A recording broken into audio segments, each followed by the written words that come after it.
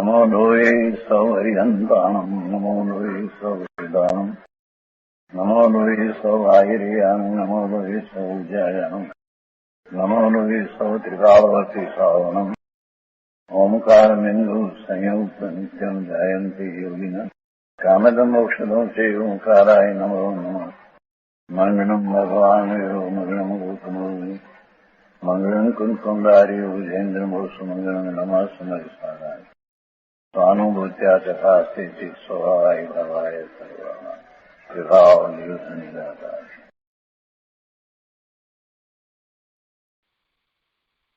समयसार भगवान कुंकुंदाचार्य रचित समयसार तथा भगवान अमृतचंद्राचार्य रचित आत्मख्याति टीका कलश सहित एनो स्वाध्याय चाले छे।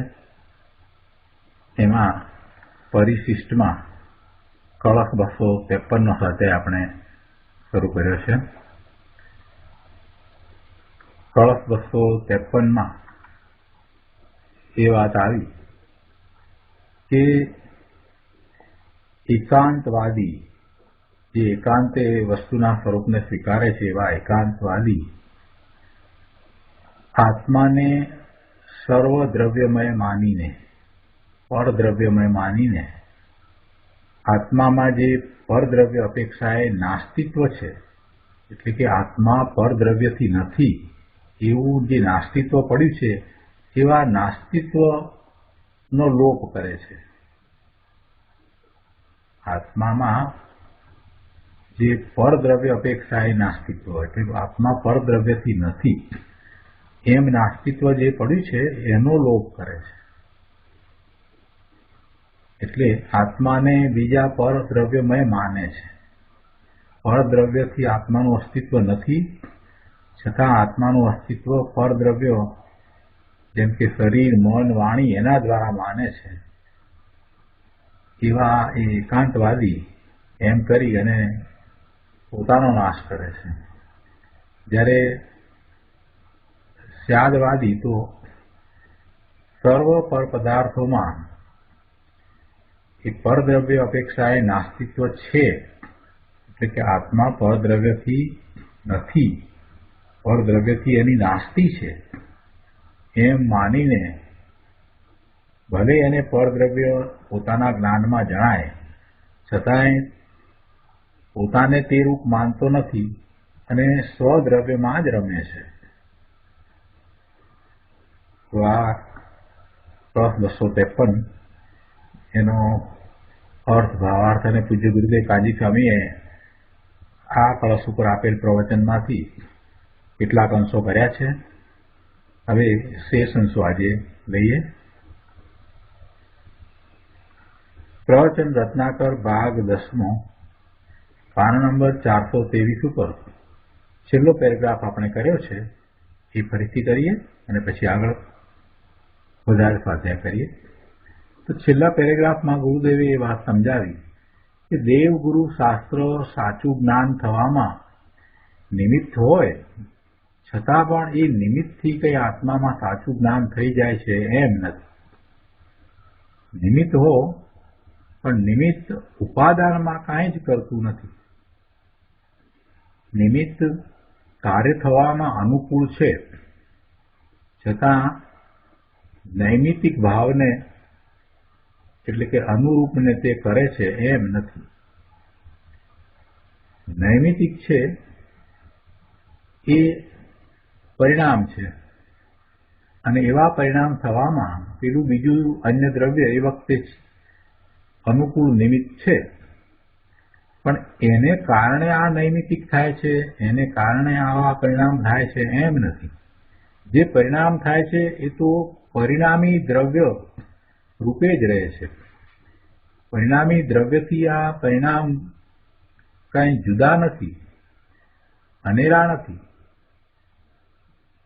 એટલે જીવના પરિણામ છે તે જીવ રૂપે થાય છે જડ રૂપે થતા નથી અથવા તો બીજા અન્ય દ્રવ્ય રૂપે પણ થતા નથી। એટલે નિમિત્તથી કાર્ય થવામાં આપણે માનીએ કે નિમિત્ત દ્વારા કાર્ય થયું તો ખરેખર વાસ્તવમાં નિમિત્ત કાંઈ કરતું નથી પણ એ ઉપાદાન કારણ છે, એ જ એનું કારણ છે, અને એવા પરિણામ થાય છે એટલે નૈમિતિક થાય છે. એટલે નૈમિતિક ભાવને પેલા નિમિત્ત છે એ અનુકૂળ છે, પણ એવા નૈમિતિક ભાવને નિમિત્ત કંઈ કરતા નથી. આત્મામાં સમ્યક દર્શન પ્રગટ થાય છે તો સમ્યક દર્શન થયું એ પરિણામ છે, અને એ પરિણામ આત્માના છે, એ ચેતનના પરિણામ છે, એ ચેતનમય પરિણામ છે. અને એવા ચેતનમય પરિણામ થવામાં એ વખતે અનુકૂળ નિમિત્ત હોય, દેવગુરુ શાસ્ત્રનું નિમિત્ત હોય, પણ એ દેવગુરુ શાસ્ત્ર એવા પરિણામ કરે છે, નૈમિતિક ભાવને કરે છે એમ નથી. સમ્યક દર્શન પ્રગટ થાય છે તેમાં નિશ્ચયથી તો પોતાનું સ્વદ્રવ્ય જ, આત્મદ્રવ્ય જ, ચેતન ભગવાન આત્મા જ કારણ છે. અને વ્યવહારે આપણે એમ કહીએ છીએ કે દર્શન મોહનીય કર્મનો અભાવ છે તો આ સમ્યક દર્શન થયું. તો એ દર્શન મોહનીય કર્મનો અભાવ છે એ નિમિત્ત છે, એટલે વ્યવહારથી ઉચ્ચારથી એમ કહેવામાં આવે છે. પણ નિશ્ચયથી તો પોતાનું સ્વદ્રવ્ય જ સમ્યક દર્શનનું કારણ છે. દેવગુરુ શાસ્ત્ર બાહ્ય નિમિત્ત છે, અને એ નિમિત્ત અનુકૂળ નિમિત્ત છે. પણ એમ નથી કે એ અનુકૂળ નિમિત્ત છે માટે અનુરૂપ પર્યાય સમ્યક દર્શનની થઈ છે, એમ નથી. જે દેવગુરુ આદિ પરદ્રવ્યથી લાભ થવાનું માને અને એમને સેવે છે તેને સમ્યક દર્શન આદિ ધર્મ થતો જ નથી. નિમિત્તનું લક્ષ્ય કરી અને રહ્યા છે, અને નિમિત્ત દ્વારા જ ધર્મ થશે, નિમિત્ત દ્વારા જ સમ્યક દર્શન થશે એમ માની અને નિમિત્તના જે પરિણમન થઈ રહ્યા છે એનું જ લક્ષ્ય કરી રહ્યા છે, અને સ્વનું લક્ષ્ય કરતા નથી, પોતાના સ્વરૂપનું લક્ષ્ય કરતા નથી, એમને સમ્યક દર્શન આદિ ધર્મ થતો જ નથી. આ વાત કરી એટલે અહીંયા કોઈએ પ્રશ્ન કર્યો, 424 પાના ઉપર પ્રશ્ન કર્યો કે શ્રેણિક રાજાનો જીવ અત્યારે નરકમાં છે. આવતી 24મીમાં એ પહેલા તીર્થંકર થશે. તો એવા શ્રેણિક મહારાજાનો જીવ અત્યારે નરકમાં છે. તે નરક ગતિના ઉદયને લઈને છે કે નહીં?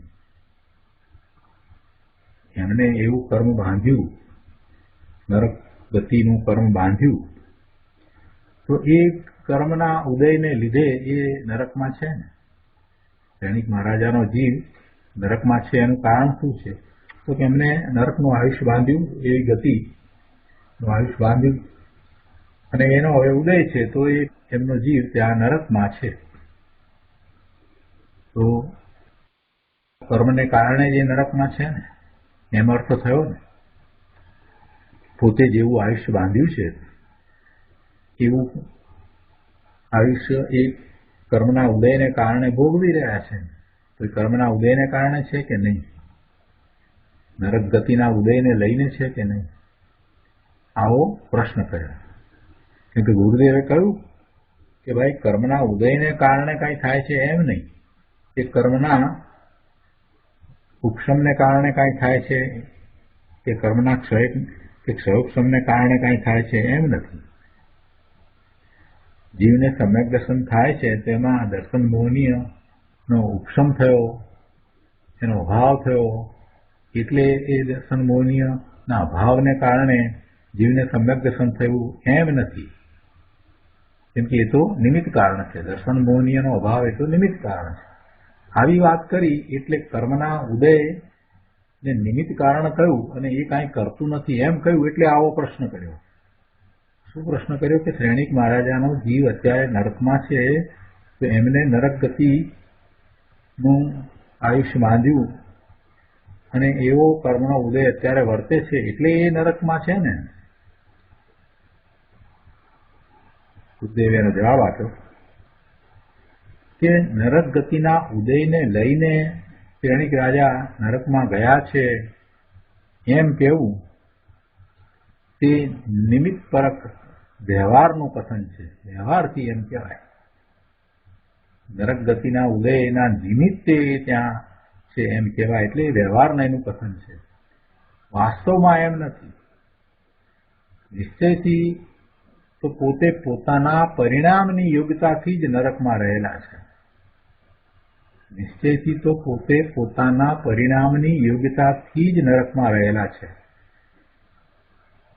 નરક ગતિનો ઉદય તો નિમિત્ત માત્ર છે.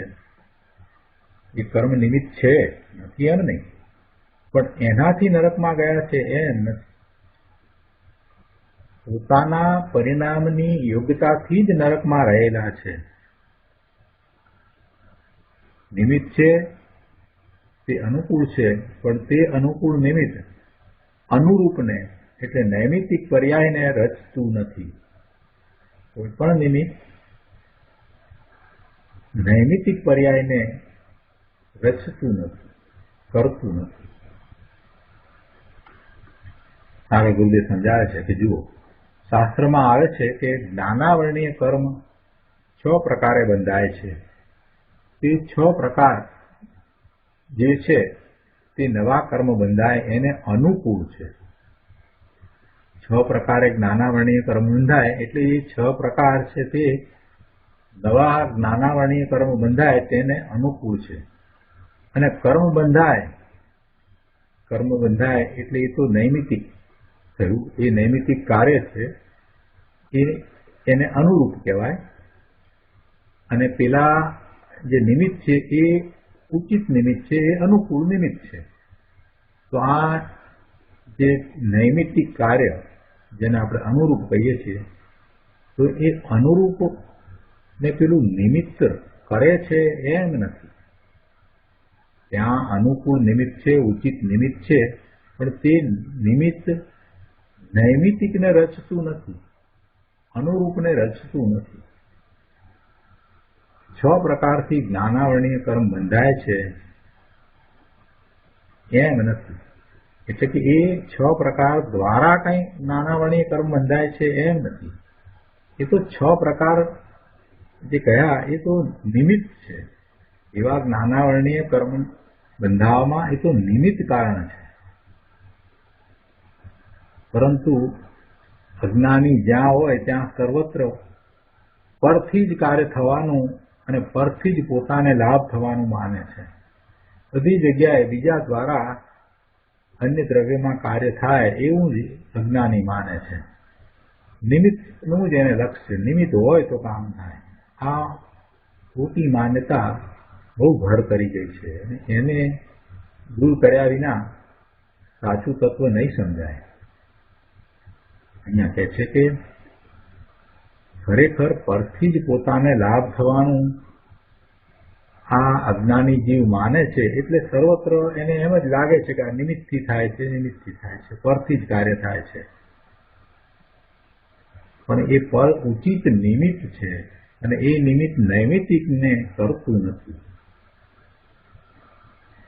તો એ અજ્ઞાની આ રીતે પોતાને સર્વદ્રવ્ય માનીને સ્વદ્રવ્યના ભ્રમથી, અર્થાત હું પર વડે જ છું એવા ભ્રમથી સર્વદ્રવ્યમય પોતાને માને. એટલે સર્વદ્રવ્યમય પોતે છે એ જ પોતાનું દ્રવ્ય, એટલે પોતે પરથી જ છે એવા ભ્રમથી પરદ્રવ્યોમાં વિશ્રામ કરે છે.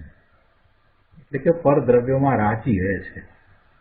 એનું લક્ષ્ય ત્યાં ને ત્યાં જ રહે છે.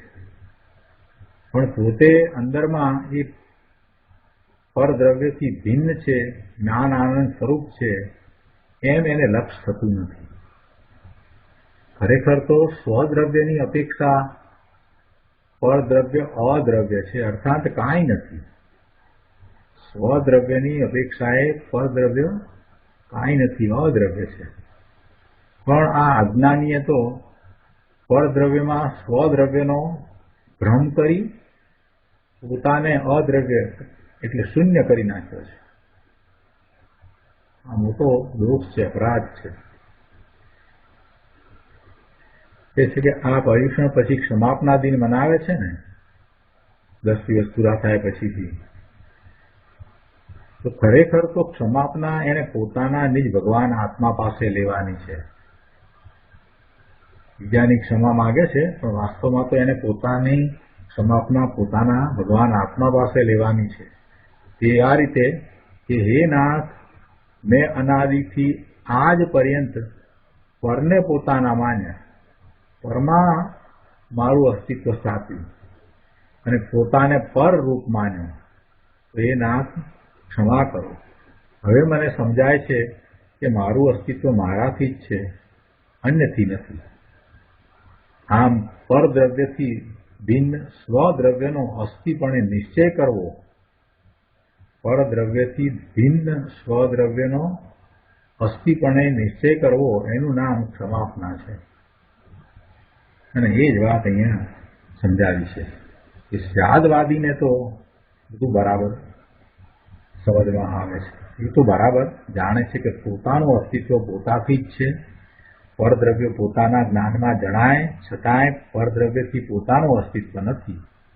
એટલે એને તો એ વાત બરાબર જ છે. અને એવી રીતે એ સ્યાદવાદી, એ જ્ઞાની, એવો જ્ઞાન ભાવે પરિણમતો થતો, એમ નિર્મળ વર્તતો થતો સ્વદ્રવ્યનો જ આશ્રય કરે છે. છેલ્લા પેરેગ્રાફમાં કહે છે કે જુઓ, સ્યાદવાદી ધર્મી તો એમ માને છે કે પરદ્રવ્ય હો તો હો, મને એ પરદ્રવ્ય કાંઈ કરતું નથી અને એ પરદ્રવ્ય મારે માટે કાંઈ નથી. અર્થાત પરદ્રવ્યથી મારી નાસ્તિ છે, પરદ્રવ્યથી મારું અસ્તિત્વ નથી. મારું હોવું એ પરદ્રવ્યને લઈને નથી અને મારે લઈને પરદ્રવ્ય નથી. પરદ્રવ્ય પરદ્રવ્યને કારણે છે અને હું મારા કારણે છું. આમ સમસ્ત વસ્તુઓમાં પરદ્રવ્ય સ્વરૂપે પોતાની અસ્થિને નથી એમ માને છે. પોતાના નાસ્તિત્વને પરદ્રવ્યને વિશે માને છે. સમસ્ત વસ્તુઓમાં પરદ્રવ્ય સ્વરૂપે નાસ્તિત્વ જાણતો થતો હું એક પૂર્ણ શુદ્ધ જ્ઞાનઘન ચૈતન્ય સ્વભાવમય ભગવાન આત્મા જ છું એમ વર્તતો થતો સ્વદ્રવ્યનો જ આશ્રય કરે છે અને એનું નામ જ ધર્મ છે. આગળ 425મા પાના ઉપર બીજા પેરેગ્રાફમાં 5મી લીટીમાં કહે છે કે પરદ્રવ્ય અને પરભાવથી ભેદ જ્ઞાન કર્યા વિના, પરદ્રવ્ય અને પરભાવથી ભેદ જ્ઞાન કર્યા વિના સંકિત નહીં થાય અને સંકિત વિના ચારિત્ર ધર્મ પણ નહીં થાય. એટલે ધર્માત્મા તો પરદ્રવ્યથી અને શુભરાગથી લાભ થાય કે ધર્મ થાય એમ ક્યારેય માનતા નથી. એ તો પરદ્રવ્યથી પોતાનું નાસ્તિત્વ માનીને એક સ્વદ્રવ્યનો જ આશ્રય કરે છે અને જે સ્વદ્રવ્યનો આશ્રય કરે છે એ જ સંકિત પ્રગટ કરે છે. આગળ ભાવાર્થ ઉપરના પ્રવચનમાં ગુરુદેવ સમજાવે છે કે વેદાંત આદિ જે બધાને ભેગું થઈને એક માને છે અથવા જે પરદ્રવ્યથી સ્વદ્રવ્યને લાભ માને છે તે બધા પરદ્રવ્યને જ સ્વદ્રવ્ય માને છે એટલે આત્મા માને છે. તેવા અજ્ઞાની મિથ્યાદ્રષ્ટિ જીવો આત્મામાં જે પરદ્રવ્ય અપેક્ષા નાસ્તિત્વ છે તેનો લોભ કરે છે. પરદ્રવ્ય અપેક્ષા એ નાસ્તિત્વ છે એનો લોભ કરે છે. અહીં પરદ્રવ્ય અપેક્ષા એ નાસ્તિત્વ છે અને સ્વદ્રવ્ય અપેક્ષા એ અસ્તિત્વ છે. પરદ્રવ્ય અપેક્ષા એ નાસ્તિત્વ છે એનો તું લોપ કરે છે, તારે એનો લોપ કરવાનો ન હોય. પરદ્રવ્ય અપેક્ષા એ નાસ્તિત્વ છે જ એવો સ્વીકાર કરવાનો હોય. પરદ્રવ્ય અપેક્ષા એ નાસ્તિત્વ છે એનો લોપ કરતા તો પછી પરદ્રવ્ય અપેક્ષા એ તારું અસ્તિત્વ થઈ જશે અને એ તો મહાઅનર્થ થશે. એટલે જે પરદ્રવ્ય અપેક્ષાએ નાસ્તિત્વનો લોપ કરે છે તેઓ ઊંડે ઊંડે પણ પરદ્રવ્યને સાધન માની પોતાના સતને ખોઈ બેસે છે, પોતાના સાચા સ્વરૂપને ભૂલી જાય છે. જ્યારે ધર્મી ચાદવાદી તો મારી પૂંજી, મારી સંપદા, મારી લક્ષ્મી અને મારું સાધન સંપૂર્ણ મારી પાસે છે અને તે હું જ છું. પર સાધનની પરની મને કાંઈ જરૂર નથી, અપેક્ષા નથી, કેમ કે મારું અસ્તિત્વ પરથી નથી, પર મારામાં નથી. હું પરમાં વ્યાપતો નથી, પર મારામાં વ્યાપતું નથી, એટલે પર મને કાંઈ કાર્યકારી નથી, ઉપયોગી નથી. એમ એ પરથી તો હું નાસ્તિક સ્વરૂપ છું એમ દ્રઢ માન્યતા કરી અને પોતે પોતાથી છે એટલે સ્વથી છે એમ માનીને સ્વમાં જ રમણતા કરે છે, સ્વમાં જ રમે છે. આવી વાત કરી એટલે કોઈએ પ્રશ્ન કર્યો કે જો એમ છે તો દેવ ગુરુ આદિ આત્માને તારી દેતા નથી તો નાક તેમને શા માટે માનો છો? જે રીતે વાત કરી એ પ્રમાણે તો દેવ ગુરુ એ બધા આત્માને કાંઈ તારી દેતા નથી, તો પછી એને માનવાની શું જરૂર છે? કે એમની ભક્તિ, પૂજા, સ્તુતિ, વિનય એ શા માટે કરો છો? દેવગુરુ ખરેખર આત્માને કાંઈ કરતા નથી તો પછી એમની ભક્તિ, પૂજા, સ્તુતિ, વિનય કરવાની જરૂર શું છે? સુપરા કરો છો? આવો પ્રશ્ન કરે. ઘણાને એવો પ્રશ્ન થાય કે ભગવાન કાંઈ ન કરતા હોય તો પછી આપણે ભગવાનને માનવાની જરૂર શું છે? આ દેરાસર જવાની જરૂર શું છે? મંદિરમાં જવાની જરૂર શું છે? ભગવાન કાંઈક કરે તો છે જ, ભગવાનની કૃપાથી કાંઈક થાય છે. અને તમે એમ કહેશો કે ભગવાન કાંઈ કરતા નથી તો લોકો નાસ્તિક થઈ જશે. ઘણાને આવો ભય છે કે ભગવાન કાંઈ કરે નહીં એમ તમે ક્યાં બોલો છો? આવું બોલશો તો કોઈ ભગવાનને માનશે નહીં અને કોઈ મંદિર જશે નહીં. એટલે એમને એમ લાગે છે કે પછી તો બધા અધર્મી થઈ જશે, જગતમાં કંઈ ધર્મ જેવું રહેશે જ નહીં. આ તો સારું છે કે એ લોકો માને છે કે ભગવાન આપણું કલ્યાણ કરે છે, ભગવાનને કારણે જ આપણે બધું પ્રાપ્ત કરીએ છીએ, મેળવીએ છીએ, એવી આસ્થા છે. એટલે ધર્મ ટકી રહ્યો છે, જગત ટકી રહ્યું છે, અનાચાર નથી અથવા તો અનાચાર ઓછા છે. આ બધાનું કારણ એ છે કે ભગવાનને આપણે માનીએ છીએ અને આપણે તો આસ્તિક દર્શન છે એટલે એ પ્રમાણે જ હોય ને. આવી માન્યતા ઘણા લોકોની છે, ઘણા એમ માને છે, મોટા ભાગના લોકો આમ જ માને છે ભાઈ ભગવાનની દયા હોય તો બધું થાય, એ સિવાય કાંઈ થાય નહીં.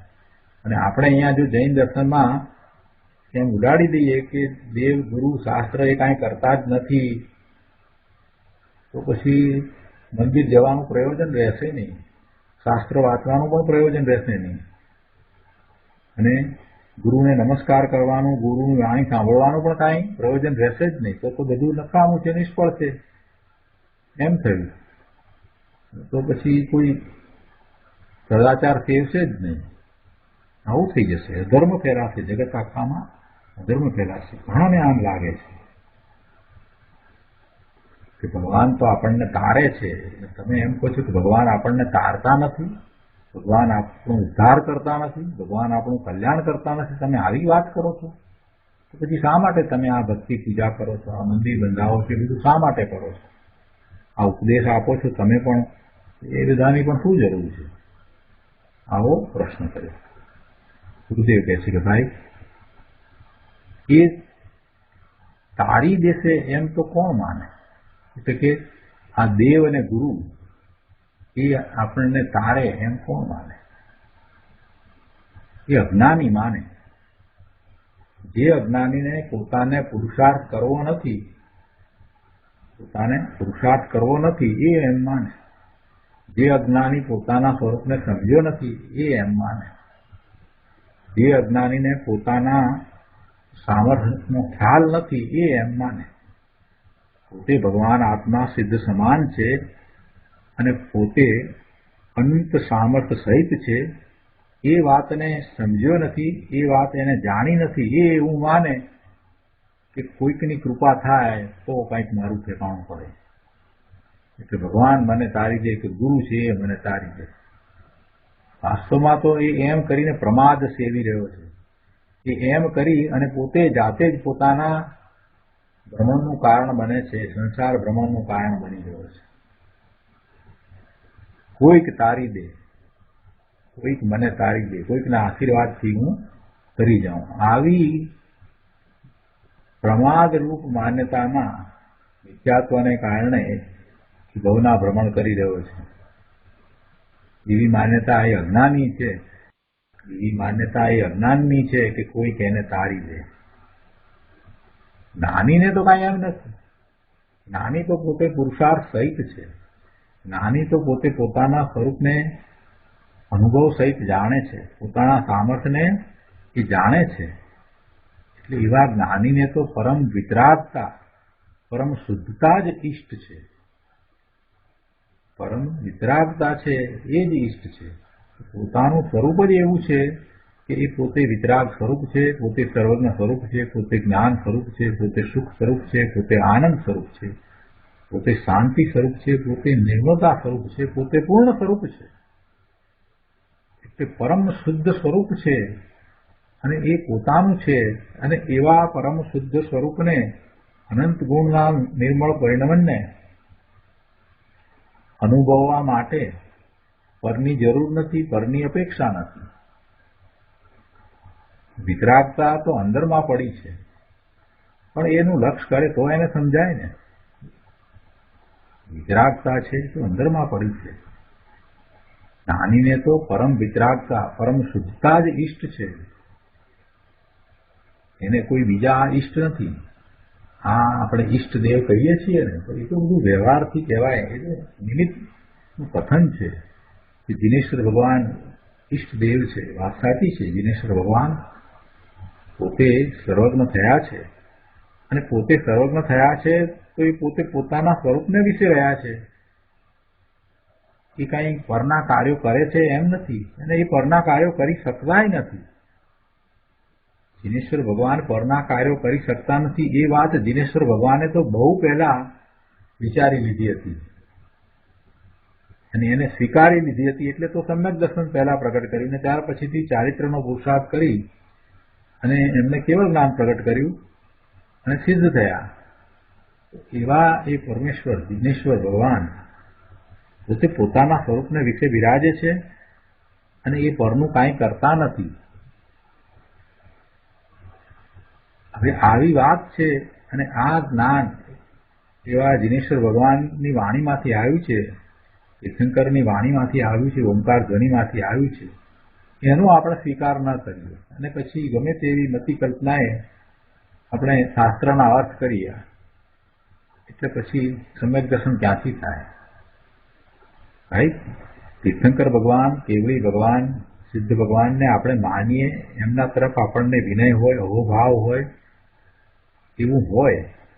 એવું ન હોય એમ બને જ નહીં. વિનય ભક્તિ તો હોય, પણ સાથે સાથે એવો કોરો લુખ્ખો વિનય હોય એથી કાંઈ થવાનું નથી. વિનયની સાથે એમણે શું કહ્યું છે, એમણે માર્ગ કેવી રીતે દર્શાવ્યો છે, એને અપનાવીએ તો વિનય સાચો કહેવાય. બાકી તો વિનય ખોટો વિનય કહેવાય.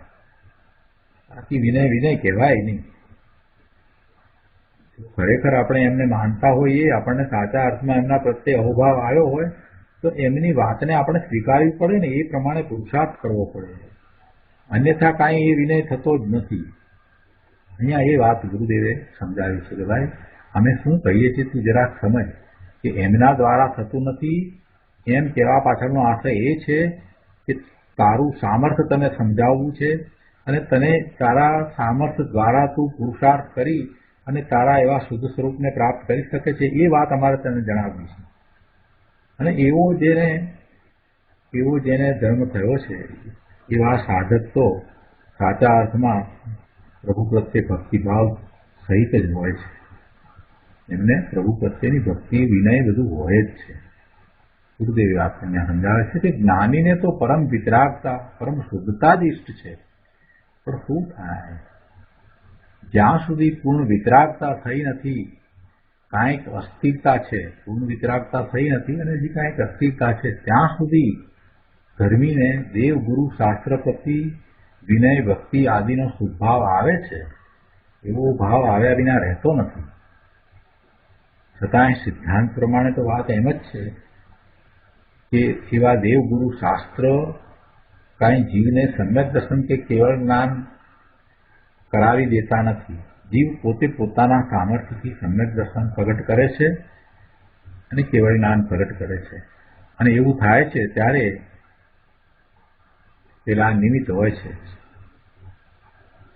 એટલે કે સમ્યક દર્શનમાં દેવ ગુરુ શાસ્ત્રનો નિમિત્ત હોય છે અને કેવળ જ્ઞાન થાય છે તો તીર્થંકર પરમેશ્વર ભગવાન એ વખતે એમની નિશ્રા હોય છે, એવું એમનું નિમિત્ત હોય છે.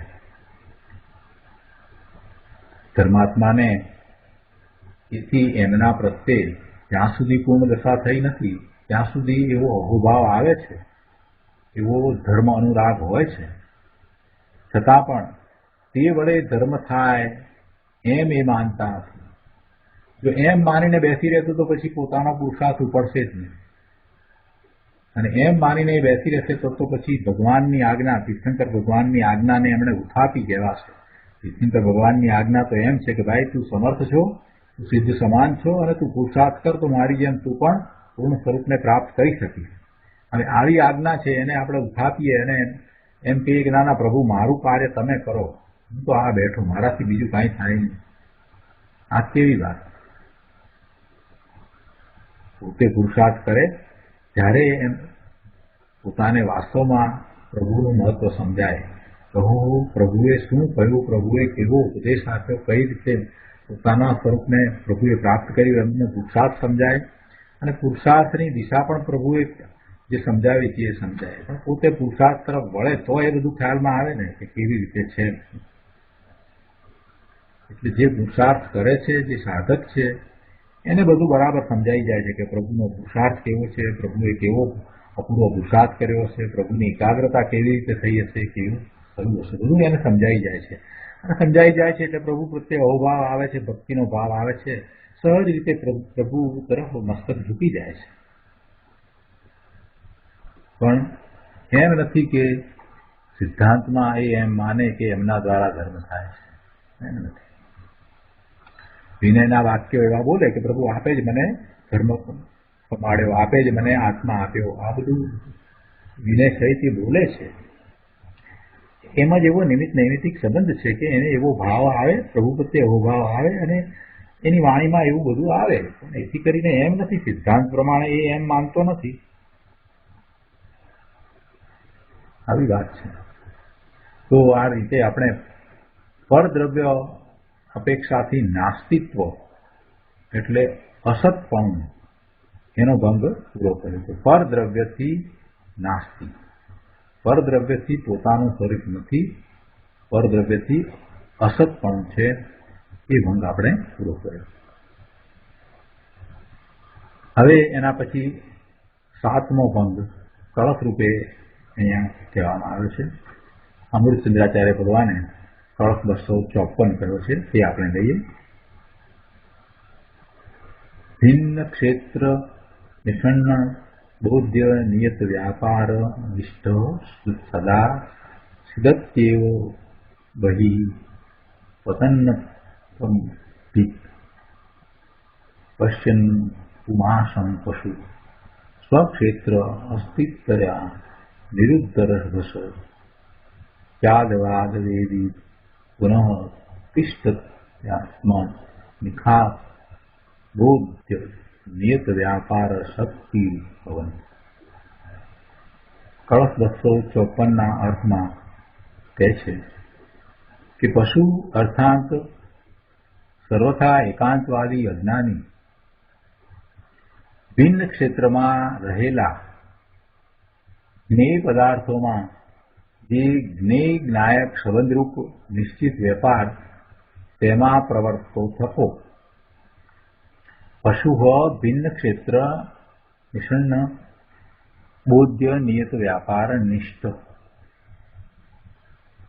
એકાંતવાદી અજ્ઞાની ભિન્ન ક્ષેત્રમાં, પોતાના ક્ષેત્રથી જુદું ક્ષેત્ર એટલે ભિન્ન ક્ષેત્ર.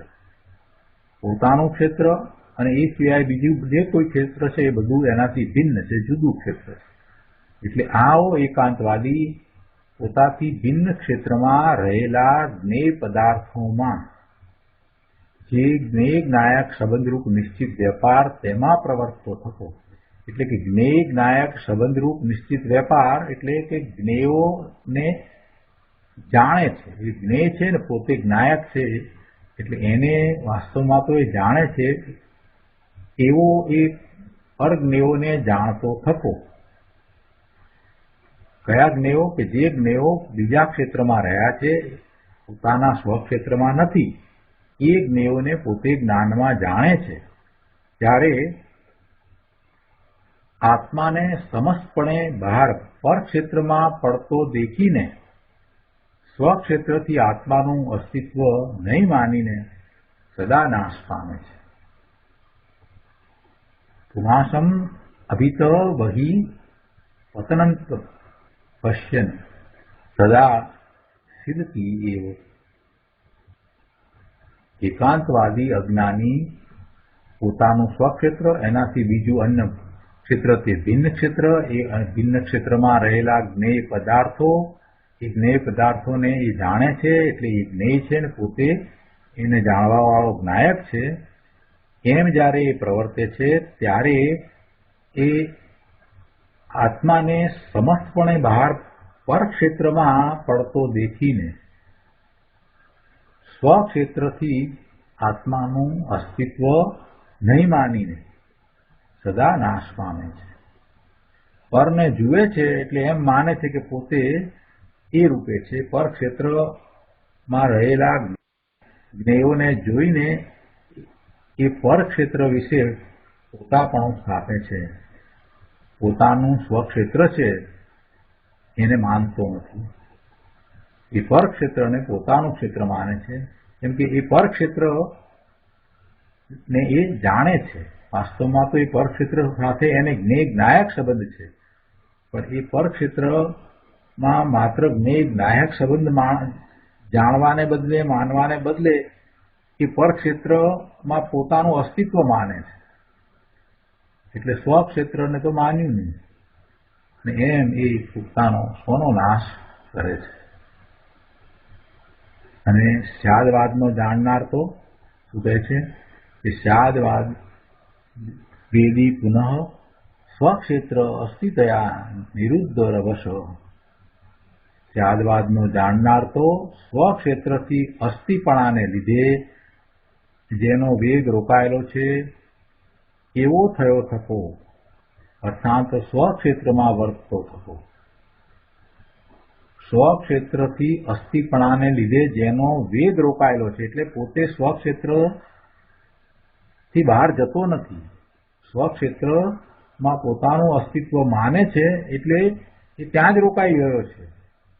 સ્વક્ષેત્રથી અસ્થિપણાને લીધે જેનો વેગ રોકાયેલો છે, પોતાનું અસ્તિત્વ સ્વક્ષેત્રને વિશે માને છે, એટલે એ ત્યાંથી પછી બહાર નીકળતો નથી. પરક્ષેત્રને વિશે એ પોતાપણું કરતો નથી, સ્વક્ષેત્રમાં વર્તતો રહ્યો છે. એવો આત્મામાં જ આકાર રૂપ થયેલા જ્ઞેયોમાં નિશ્ચિત વેપારની શક્તિવાળો થઈને ટકે છે. એવો પોતે આત્મામાં જ જે પેલા પરજ્ઞેયો દેખાય છે, તો એ આકાર, જ્ઞેયોના આકારોને જાણતો થતો, એ જાણવાના વેપાર રૂપે પણ પોતે પોતામાં જ ટકીને રહે છે.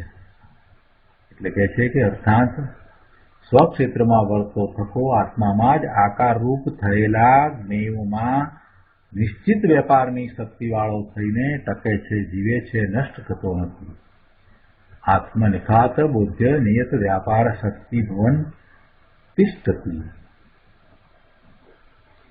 પંડિતજી બહારમાં સમજાવે છે કે એકાંતવાદી ભિન્ન ક્ષેત્રમાં રહેલા જ્ઞેય પદાર્થોને જાણવાના કાર્યમાં પ્રવર્તતા આત્માને બહાર પડતો જ માનીને, સ્વક્ષેત્રથી અસ્તિત્વ નહીં માનીને પોતાને નષ્ટ કરે છે. અને સ્યાદવાદી તો પરક્ષેત્રમાં રહેલા જ્ઞેયોને જાણતા પોતાના ક્ષેત્રમાં રહેલો આત્મા સ્વક્ષેત્રથી અસ્તિત્વ ધારે છે એમ માનતો થતો ટકી રહે છે, નાશ પામતો નથી. તો આ કળશ ઉપર પૂજ્ય ગુરુદેવ કાંજીસ્વામીએ જે વિસ્તાર કરે છે તે લઈએ. પ્રવચન રત્નાકર ભાગ 10, પાન નંબર 426, કળશ 254, શ્લોકાર્થ ઉપરનું પ્રવચન. ગુરુદેવ અહીંયા સમજાવે છે કે જુઓ, જેમ તિર્યંચને ચૂરમું અને ખડ બે જુદી ચીજ છે એમ ભાન વિવેક નથી, તેમ અજ્ઞાનીઓને, એકાંતીઓને એટલે એકાંતવાદીઓને મકાન, પૈસા, શરીર આદિ પરદ્રવ્યોનું ક્ષેત્ર ભિન્ન છે અને પોતાનું સ્વક્ષેત્ર એનાથી જુદું છે એવો વિવેક નથી. પોતે અસંખ્ય પ્રદેશી પોતાના સ્વક્ષેત્ર સહિત છે એવું પોતાનું ક્ષેત્ર જુદું માનતો નથી. મકાન, પૈસા, શરીર એ બધાને જે જાણે છે એવો અજ્ઞાની એને જુદું માનતો નથી, બંનેને જુદું માનતો નથી એવો એનો વિવેક નથી.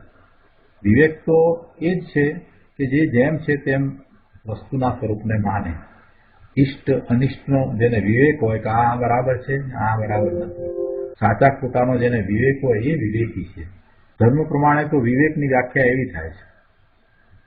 વિવેક એટલે શું કે જે પોતાને ઇષ્ટ છે, જે સાચું છે એ બરાબર સમજે છે અને જે પોતાને ઇષ્ટ નથી એને એ છોડે છે, જે ખોટું છે એને છોડે છે, એ વિવેકી છે.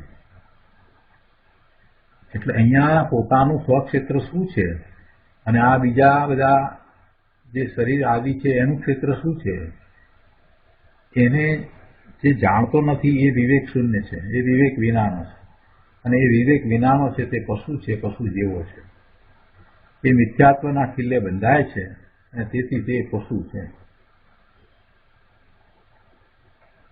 આવે છે પોતાનો જે એક જ્ઞાયક ભાવ છે તે સ્વક્ષેત્ર રૂપ છે. પોતાનો એક જ્ઞાયક ભાવ છે તે સ્વક્ષેત્ર રૂપ છે. પોતે જ્ઞાન સ્વભાવી છે તો એ જ્ઞાન સ્વભાવ ક્યાં છે? પોતાનો જ્ઞાન સ્વભાવ ક્યાં સુધી પહોંચે છે? પોતાનો જ્ઞાન સ્વભાવ છે, પોતે જ્ઞાયક છે તો એ જ્ઞાયકપણું, એ જ્ઞાન સ્વભાવ, એ જ્ઞાનનું સામર્થ્ય બધું ક્યાં છે? ક્યાં સુધી પહોંચે છે? પોતાના ક્ષેત્ર સુધી જ રહે છે. પોતાના ક્ષેત્રને છોડીને પર સુધી પહોંચતું નથી, પરમાં વ્યાપતું નથી. એ જ્ઞાયક ભાવ છે તે સ્વક્ષેત્ર રૂપ છે. એ જ્ઞાયક ભાવ પરક્ષેત્ર રૂપ નથી. પોતાનો જ્ઞાયક ભાવ પરક્ષેત્રને વિશે નથી.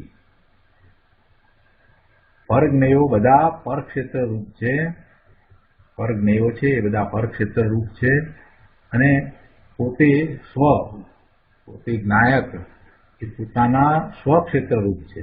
એટલે પોતાનું ક્ષેત્ર અને પેલા પરનું ક્ષેત્ર, પરજ્ઞેયોનું ક્ષેત્ર એ બંને ભિન્ન ભિન્ન છે. બંને વચ્ચે જ્ઞેય જ્ઞાયકપણાનો વ્યવહાર સંબંધ છે. એ પેલા જ્ઞેય છે અને પોતે જ્ઞાયક છે એવો જ્ઞેય જ્ઞાયક સંબંધ છે. પણ કાંઈ ક્ષેત્રને વિશે કાંઈ સંબંધ નથી. પોતાનું ક્ષેત્ર પોતાનામાં છે, પેલા જ્ઞેયો પરજ્ઞેયો છે એનું ક્ષેત્ર એમાં છે. તો કાંઈ ક્ષેત્રનો સંબંધ થઈ જતો નથી. જ્ઞેય જ્ઞાયક સંબંધ છે. પોતે જ્ઞાયક છે અને પેલા પદાર્થો પોતાનું જ્ઞેય છે એને એ જાણે છે. એટલે જ્ઞેય જ્ઞાયક એવો સંબંધ છે ત્યારે આ પેલા પર ક્ષેત્ર છે, પર જ્ઞેયોના ક્ષેત્ર છે એને પોતાના માને છે. આ મિથ્યાત્વ છે, આ ભ્રમ છે. અજ્ઞાનીને એવો ભ્રમ થઈ જાય છે કે પોતાને જ્ઞેય જ્ઞાયક સંબંધ છે, એમાં જ્ઞેય તરીકે પરજ્ઞેયો જણાય છે તો પરજ્ઞેયોના ક્ષેત્ર ને પોતાનું ક્ષેત્ર માને છે. પોતાનું ક્ષેત્ર, પોતાની અસ્થિ એ પર ક્ષેત્રથી છે એમ એ માને છે. આ જ્ઞાન છે.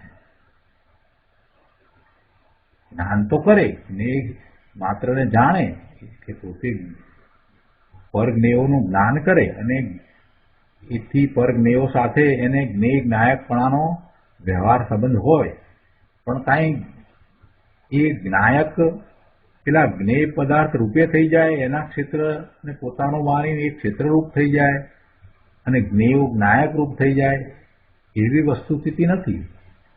તો પણ અજ્ઞાની પરક્ષેત્ર આકારે જ્ઞાનની પર્યાય થતાં આ મારી જ્ઞાન પર્યાય છે એમ ન માનતા હું પરક્ષેત્રમાં ચાલ્યો ગયો, પરક્ષેત્રને વિશે હું છું, એ ક્ષેત્ર પરથી ક્ષેત્ર છે, એ મારું ક્ષેત્ર છે એમ માને છે. પોતે પરક્ષેત્રમાં ચાલ્યો ગયો, જ્ઞાન પરક્ષેત્રમાં થઈ ગયું એમ માને છે. ખરેખર તો પોતે સદા પ્રજ્ઞા બ્રહ્મ સ્વરૂપ છે. સ્વ પરને જાણવાપણે થવું એ એનો સ્વભાવ છે. તેથી આ સામે શરીર છે તો શરીરને જાણે છે. આ બીજા પદાર્થો છે, બાગ બંગલા ઇત્યાદિ છે, એ બધા અનેક પરક્ષેત્ર સ્થિત પદાર્થો એના જ્ઞાનમાં એને જણાય છે. અને એ જેમાં જણાય છે એ સ્વક્ષેત્રમાં રહેલી જ્ઞાનની અવસ્થાનો આકાર છે. પેલા જ્ઞેયો જ્યાં જણાય છે, જે જ્ઞાનમાં જણાય છે, તો એ જ્ઞાનની પર્યાય છે. એ જ્ઞાનની પર્યાય છે, એ પેલા જ્ઞેયોને જાણવાના આકારે થઈ છે, પણ એ સ્વક્ષેત્રમાં રહી છે. સ્વક્ષેત્રમાં રહેલી એ અવસ્થા છે.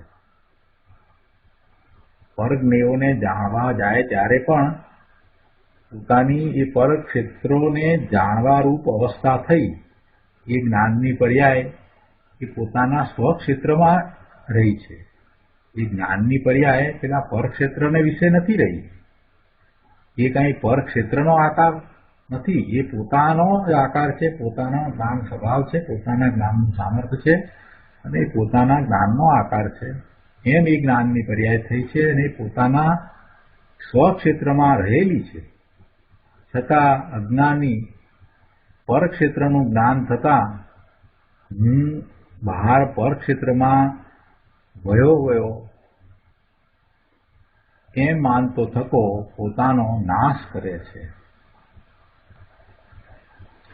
પરક્ષેત્રથી પોતામાં લાભ થાય, ધર્મ થાય અને ભગવાન મળે એમ માનનારા એ બધા અજ્ઞાની મૂંડ છે.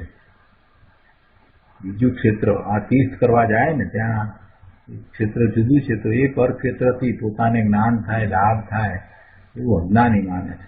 વાસ્તવમાં પરક્ષેત્રથી પોતાને ધર્મ થાય, લાભ થાય એમ છે જ નહીં.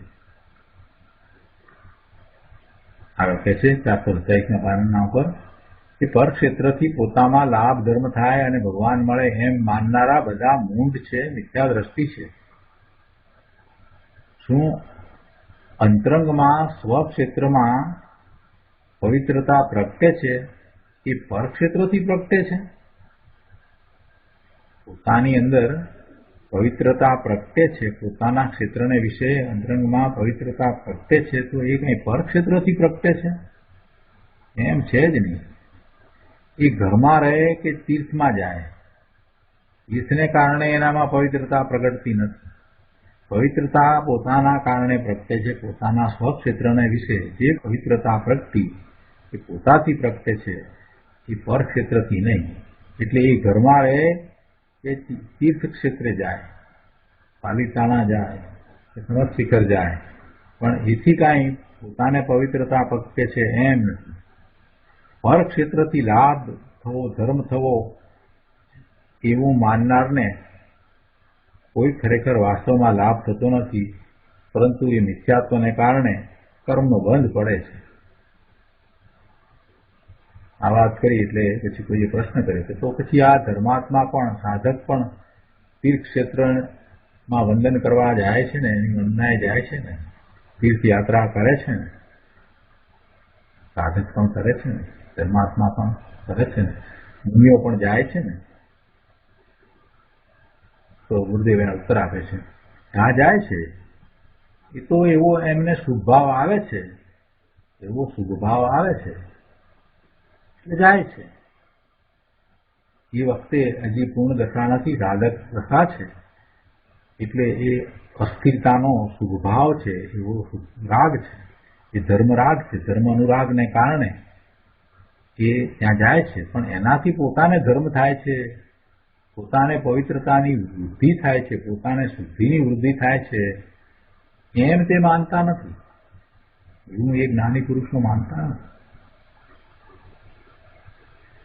આત્માનું પોતાનું સ્વક્ષેત્ર અંદરમાં છે.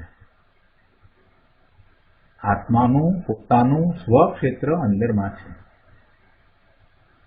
જેટલામાં પોતાનું જ્ઞાન અને આનંદ સ્વરૂપ રહેલું છે તે એનું સ્વક્ષેત્ર છે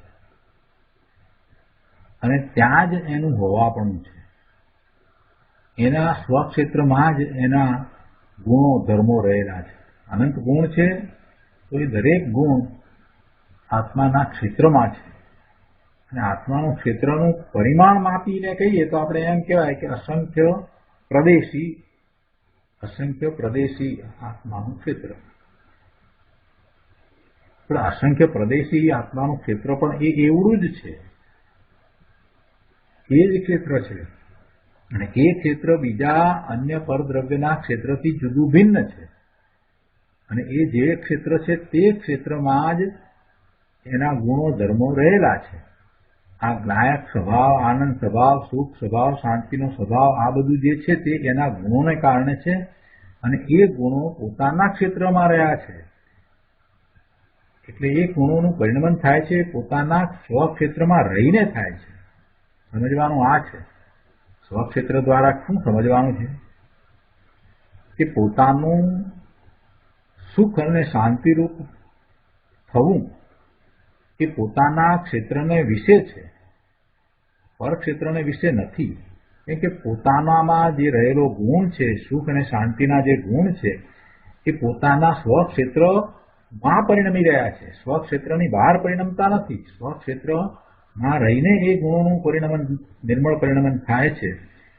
તો પોતાને પોતાના સ્વક્ષેત્રને વિશેથી જ સુખ શાંતિ આદિની પ્રાપ્તિ થાય.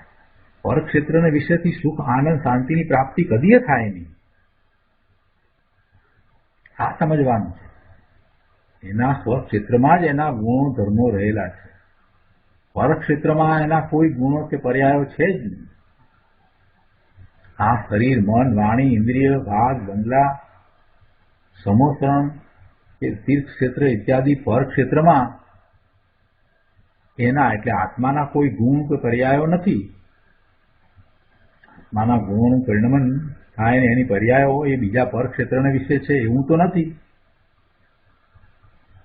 આવું બધું જ પોતાના અસ્તિત્વપણું સ્વક્ષેત્રમાં હોવા છતાં બીજા ક્ષેત્રને વિશે, ભિન્ન ક્ષેત્રને વિશે રહેલા પદાર્થો જે જ્ઞેયો તરીકે જ્ઞાનમાં જણાય છે, તો એનાથી પોતાનું ક્ષેત્ર માનવું અને એમાં પોતાને આનંદ કે શાંતિ પ્રાપ્ત થાય એવી માન્યતા કરવી એ તો મૂંઢની માન્યતા છે, મિથ્યાદ્રષ્ટિ અજ્ઞાનીની માન્યતા છે. કે પોતાનું ક્ષેત્ર છે એ ક્ષેત્રને વિશે જ્ઞાન ગુણ રહ્યો છે, શ્રદ્ધા ગુણ રહ્યો છે, સુખ ગુણ રહ્યો છે, આનંદ ગુણ રહ્યો છે, શાંતિનો ગુણ રહ્યો છે, પવિત્રતાનો ગુણ રહ્યો છે. બધા ગુણો પોતાના ક્ષેત્રમાં જ રહ્યા છે. પોતે ભગવાન આત્મા છે અને પોતાનું ક્ષેત્ર છે.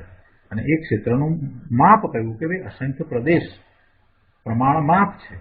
તો એ ક્ષેત્રને વિશે આ ભગવાન આત્મા પોતાના અનંત ગુણો સહિત રહ્યો છે.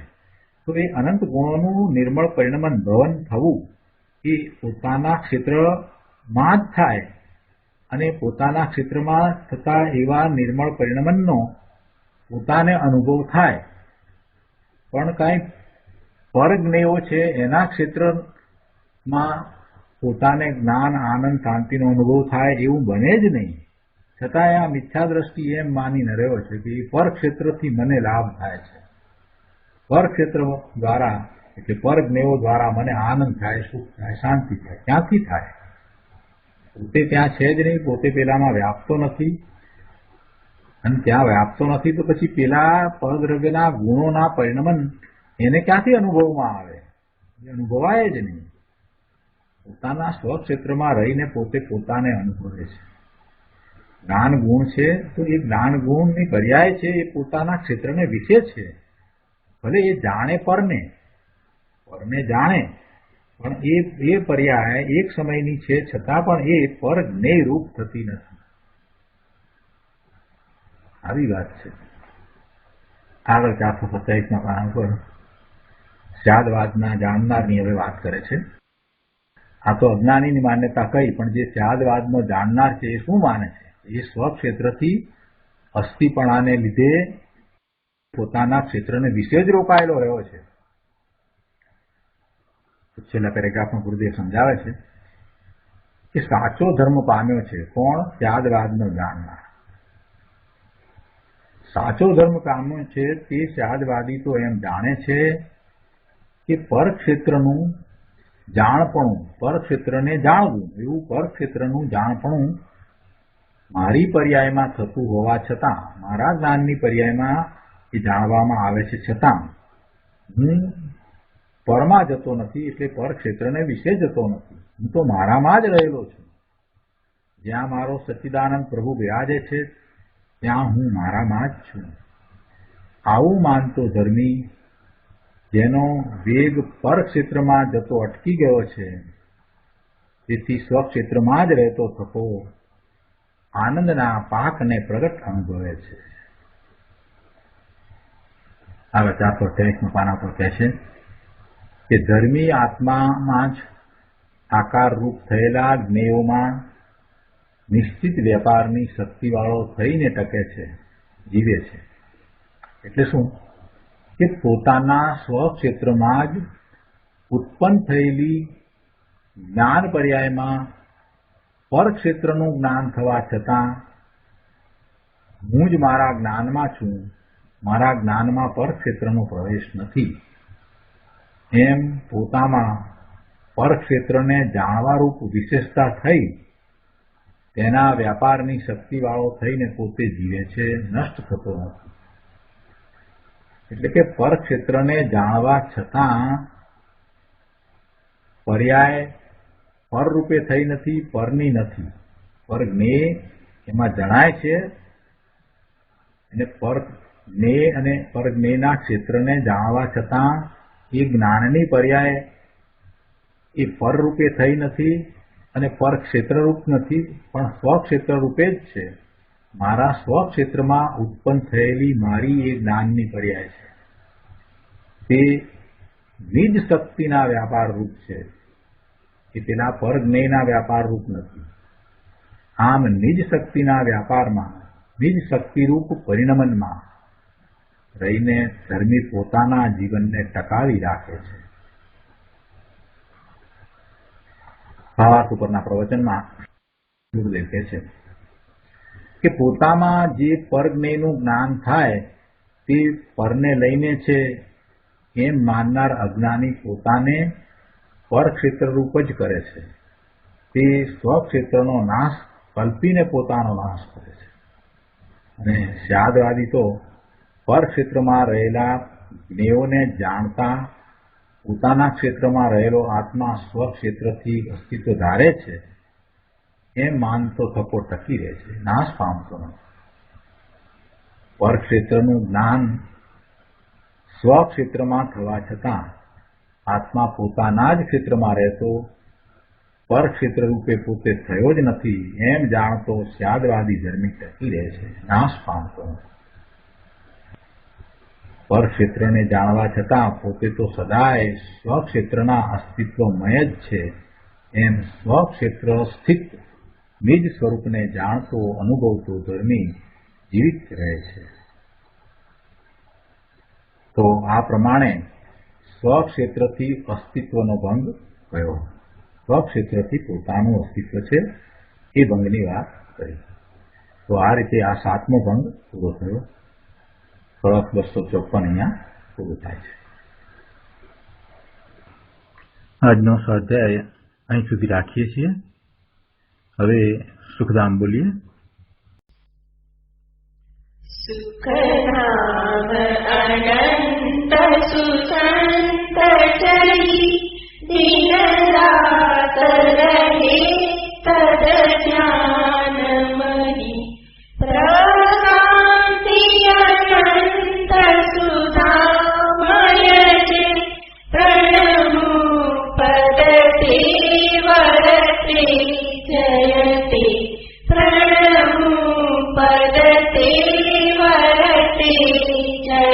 ते